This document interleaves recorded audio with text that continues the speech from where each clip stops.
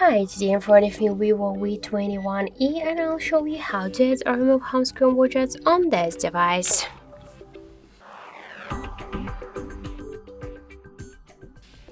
So first, hold for a while the empty space on your home screen and then tap the widgets icon. After that, you'll see all of the available applications which widgets we can add. For example, let's use the calendar application. Just to add the calendar schedule, we should hold the widget and drag it to the home screen. To remove widget here, to move widget on the screen or between the screens, or just to create the new screens with a widget, you should just hold it and drag it by this way.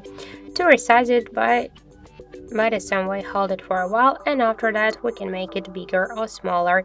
And to remove it from the home screen, tap it and hold it and tap the remove icon. So thank you for watching, and if you find this video helpful, don't forget to leave a like, comment and to subscribe our channel.